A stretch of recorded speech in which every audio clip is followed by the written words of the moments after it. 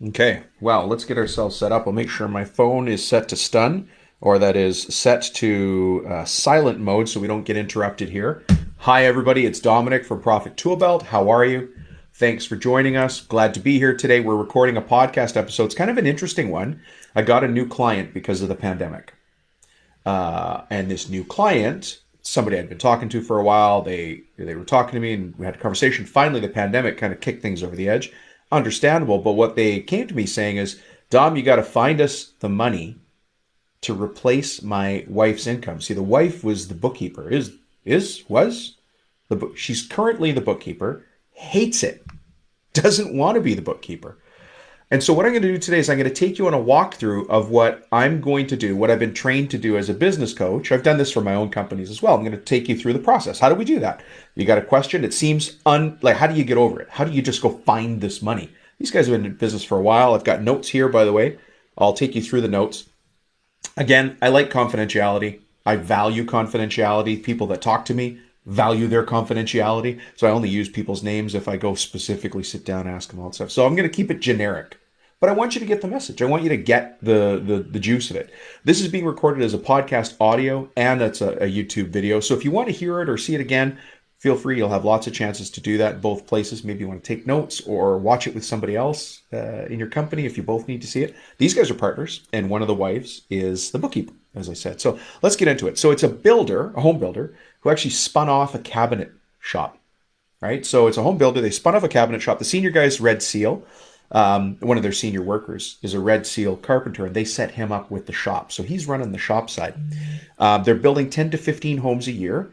And you'd think they were finishing one house a month, but that's not how it works. For those of you who are builders, you'll know that. Sometimes you finish two, sometimes you finish three, depending on inspections and site conditions and weather and all those things. And sometimes they finish none in a month. But over the year, they finish about 10 to 15 homes, they're telling me. They're smart builders. They did the math, and opening a cabinet shop made sense because they were already making that many cabinets or outsourcing that many cabinets on their own. Those of you listening who are cabinet makers might be angry at this right now, but as you know, it's what happens. At some point, you just do the math and it makes sense. But that's how they started it up. But as with all startups, it's longer and harder than you think. And I know all of us here have started this business, grown this business, gone through the tough times, gone through the 80s, the 90s, the 2000s, the 2010s. Here we are in the 2020s. I wonder what's going to happen this year. Oh my goodness. But here's the task that we sat down to talk about. She's no longer happy. With the quarantine, she went home. Everybody went home. And she realized that being at home is a more important role for her and their family than being the bookkeeper at the business. Not really her passion. Not even really her strong suit, as she said herself. You said it yourself? She said herself. And they want to find somebody else. But in order to do that, guess what's got to happen? They now have to find $50,000. That's what a bookkeeper, financial person is going to cost in their city. $50,000 a year. Well, the first thing they realized is, oh my goodness, we don't have 50 grand. So she has essentially been working for the company for free, as in the company's not profitable enough to pay for that employee. Now they need to get that employee. It's own, this is what they want. They're the owners. This is what's going to happen. So now we've got to find that 50K. Does this sound familiar to anybody?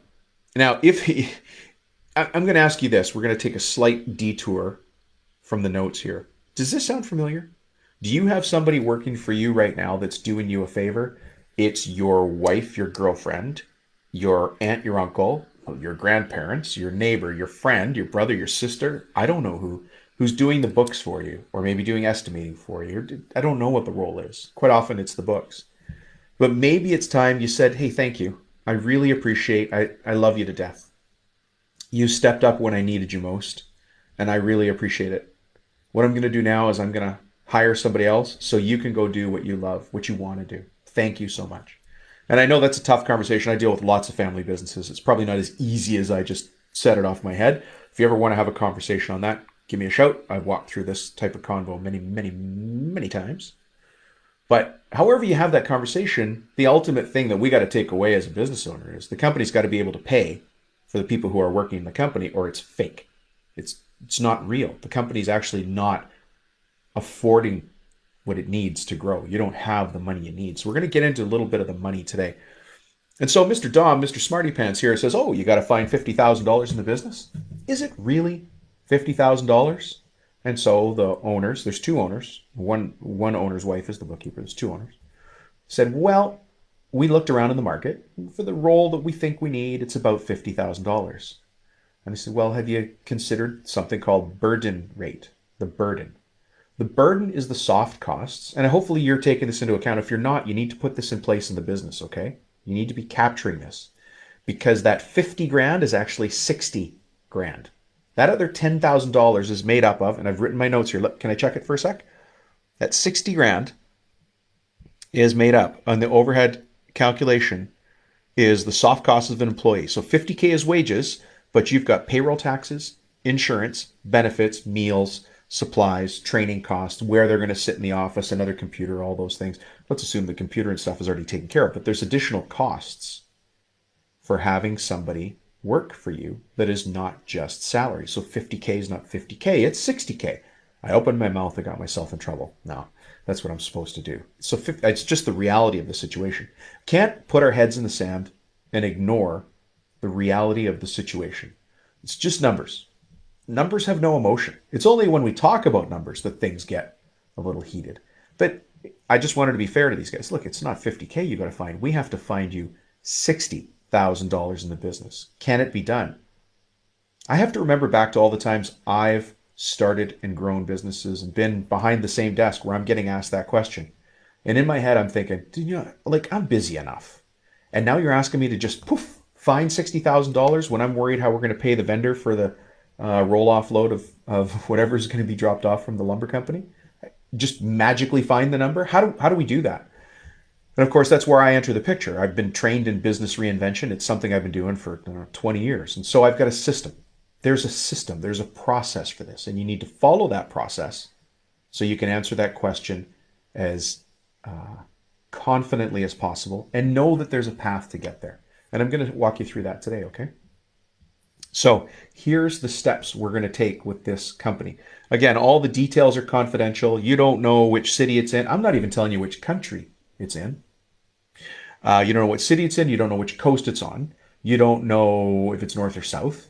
You don't know anything about them other than they're home builders who spun off their own cabinet making shop. So it's not complex, but it's not, one thing. They only do one thing. There's a couple things going to it. So they've got to find this right person. And in order to do that, they got to pay the money.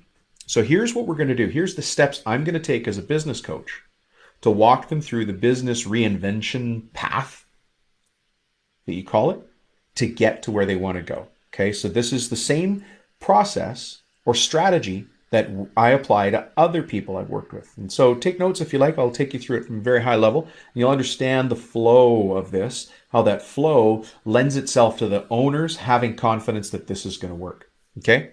So here we go. What we're going to do is we're going to start off with a kickoff meeting. So we're going to build the company's strategic plan. Number one, we're going to build the company's strategic plan. There's actually only two parts to this. Number one is build the company's strategic plan. And number two is make the strategic plan come to life. There is no use building a beautiful strategic plan, have it in a nice leather-bound binder as I have here, my notebook, and then putting it on the shelf and forgetting it. What a waste of time. Horrible idea. Horrible. Every once in a while, somebody says, hey, Dom, you seem to know a lot about business. Can you write a business plan for us? And to that I say, nope, worst idea in the world. I don't do that. The value of a business plan is building the business plan, not having the business plan. It's noodling what has to be noodled, thinking about what needs to be thunk about, and then putting that on paper. That business plan is the sweat of your brain coming out on paper so you know every single detail about your business. And that's what we do first here, right? I take you through a strategic plan. You want to do a strategic plan, a business plan. And the business plan is very, very specific. This is how people reinvent a business, right? You ever hear about people that go out there and buy other companies and turn them around? This is the process. This is what I'm talking about. It's a turnaround strategy. There's a system for it. It can't be random. Otherwise, why do people make millions off it? They make millions off it because there's a system. And if they follow the system, they'll get the results they want. It's not luck. It's not random. So this is the system. Number one is build the company's strategic plan. Remember, simple questions are not dumb questions. I'm going to tell you a simple question, and I'm hoping you don't think it's a dumb question. The very first question that we're going to start with, and I'm going to start with these two gentlemen that own the business, is who are we and who is our perfect customer? What's our perfect job? Sounds like such a simple question, but inside that question, inside those answers, is where we need to go. That's the direction. See, the goal of the strategic plan is to give us marching orders.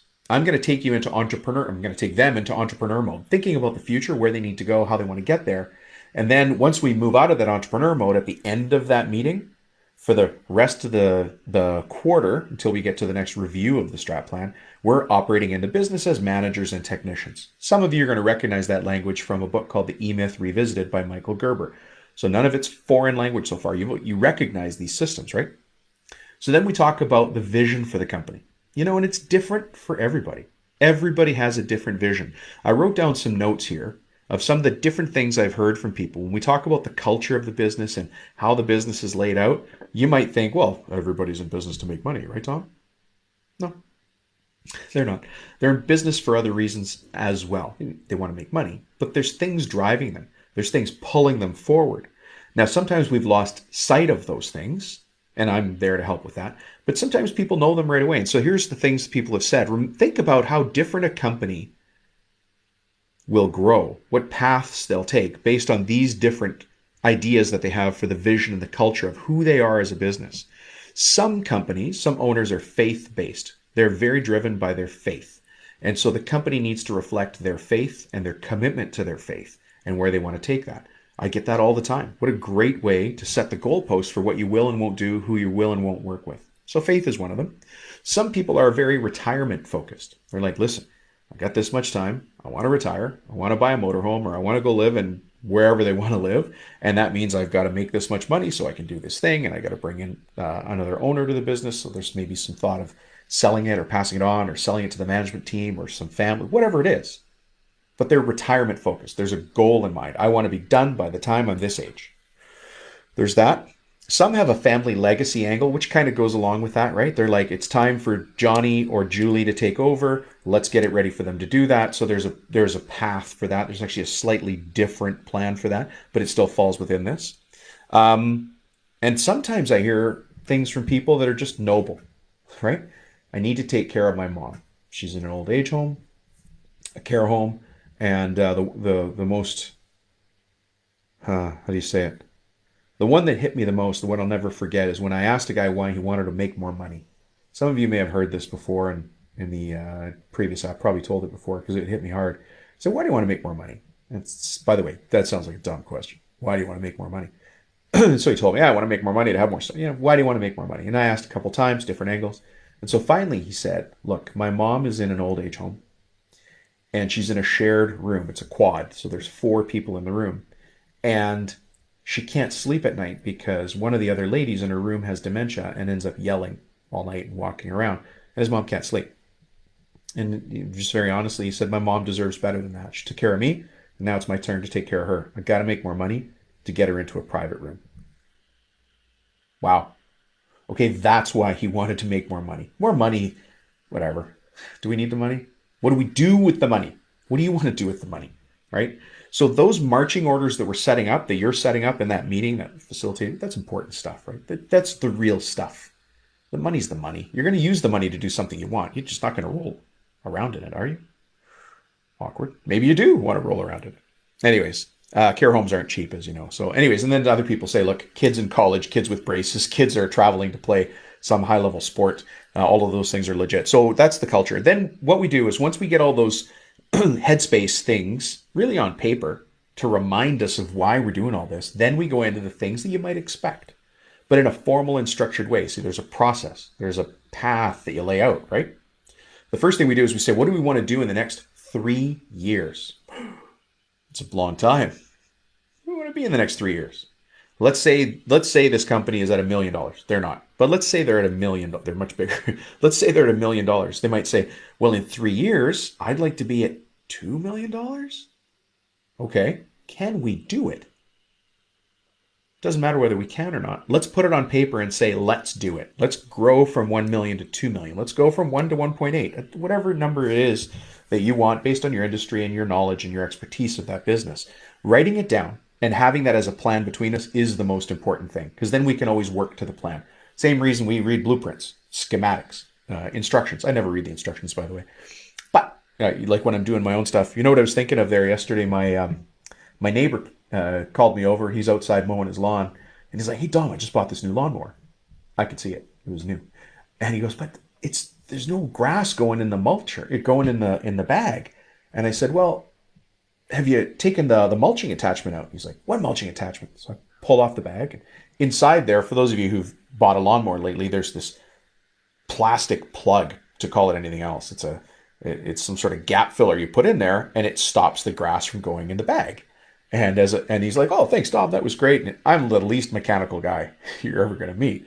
But he goes, "That's great. I should have read the instructions." And to him, I said back, "Well, I only read the instructions after I was wondering how to mulch my lawn and realized I'd thrown that dumb piece of plastic out." There you go. Anyways, with business plans, I follow the path. Putting my lawnmower together, not so good.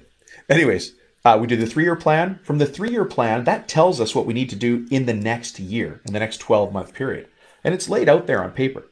I want to get these guys in forward-thinking mode. What do we have to do? Where do we have to get to? What are the major obstacles? They're called rocks. What are the big rocks that we've got to figure out? And once they're on paper, you start to say, well, we could do this and we could do that. Hey, not all of them are going to work, but they're on paper. And we know that when we try them, we can put a tick mark or an X. Didn't work, did work, did work, did work, didn't work. We're making progress. Instead of standing still, you're making progress. And that's what you want. Anyways, you've got the 3-year plan. Then you've got the 1-year plan. This next one's not going to surprise you. See, there's a process. You already know it. 3-year, 1 year. Now we break it down into quarters. And so at some point during this next meeting with them, I'm going to say, okay, guys, what do we need to do in the next 3 months? Well, your brain is already tuned to this. It's already fired up. Well, we can do this. So this one's easy. I can do this by the time we get home. We can get so-and-so to run this report, and I get my wife to pull that report, and we can get this thing, and we can get that piece of paperwork, and we need a system over here, and we're wasting a lot of money here and there. And boom, before you know it, the plan for the next 3 months, moving us towards the 3-year goal, is in place. The ball is rolling. The lead ball that you've been trying to push uphill has momentum. Maybe the hill is a little flatter. You can now move the business in the direction that you want, because we started with the big question. What's your culture? What's your vision? What's your values? Why are you here? What do you want to do? Who's your ideal client? What's your ideal job? Boom. We know where we're going. Instead of pushing off in the darkness all the time, we have one specific goal we're working towards, and that's our 3-year plan with a 1-year plan, with a quarterly plan, with actions. And that is actually an important part. I'm going to make sure that we have a who's going to do what by when conversation. Because at the end of the meeting, it's fine to have a meeting if we're going to do something about it. And so a big part of the work that I do with people, this is whether it's in group coaching or the programs or one-on-one, doesn't matter, who's going to do what by when. That accountability is what it's called, is extremely important. It's really important. You got to have that. So let's quickly do a coaching question, because as you know, I have to go find these fine people $60,000 in their business. And you might think, oh, Dom, how the heck do you do that all the time? You've been doing this for 20 years. How do you just go find people money? Because the money's there to be found. You just have to know where to look. It's not hiding, but you have to ask the right question and be very specific and to go find it. And then when you go look, it's there. But let's do this exercise. Let's actually do this as a coaching exercise. I've got it written down here. I'll ask you this first, just as an open question. So open your mind for a second and think about this. Do you think your company is wasting $100 in profit every day? So in a full day work, do you think that in the entire operation of your company, $800 or $100 is getting wasted? So think about that. $100 a day. Is $100 a day getting wasted? So think about that first thing. And it could be one estimating mistake, one customer service callback, 2 guys in the van. Actually, just one person in the van or the truck stuck behind the train for an hour is $50 right there. If they're about $25 an hour, $25 an hour, right? So it's really not hard to waste money. I'm not talking about wasting equipment, wasting materials, wasting time, improper usage of things, not maintaining things, not following the system that runs the business best, because there's no system in place to do that. Is there $100 a day being lost? So think about that first. And the answer is probably yes. I would venture to guess it's yes, right? Now let's look at it the other way.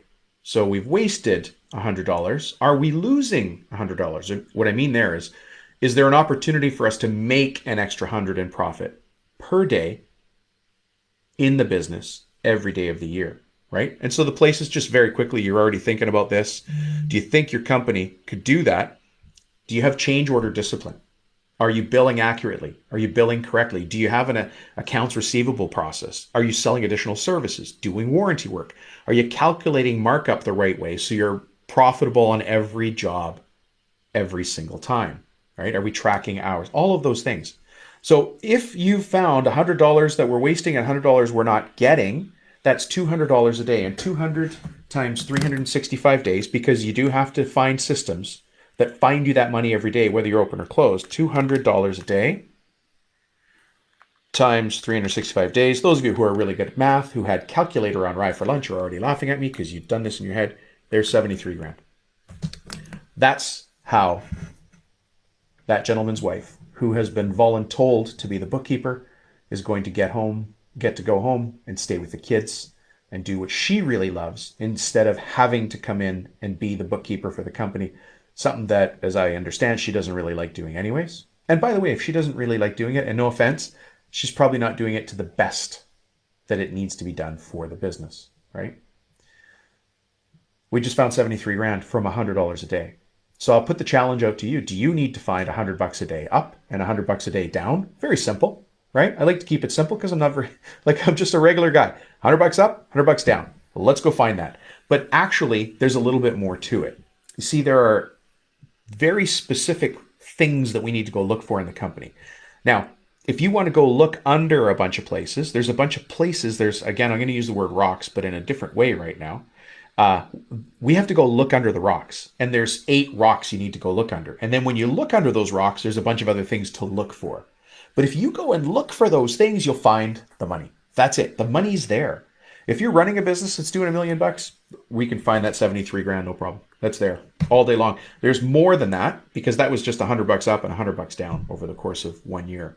And so that's how companies move forward. When they start growing and start thinking about things, not day to day, but in a longer term, and taking the steps they need to take to get there, that's where you start to move ahead. And what happens is, quarter after quarter, month after month, year after year, it starts to roll and roll faster and roll faster. And that's how some companies get so profitable. Notice I didn't say big. Big does not equal profitable. I would rather see you as again, let's just use the number. I'd rather see you as $1 million business taking out $800,000 in profit, instead of $1 million business who is taking out 60 grand net profit for the owner. It's basically a job. You can go get a job right now for the same you're taking out as the owner.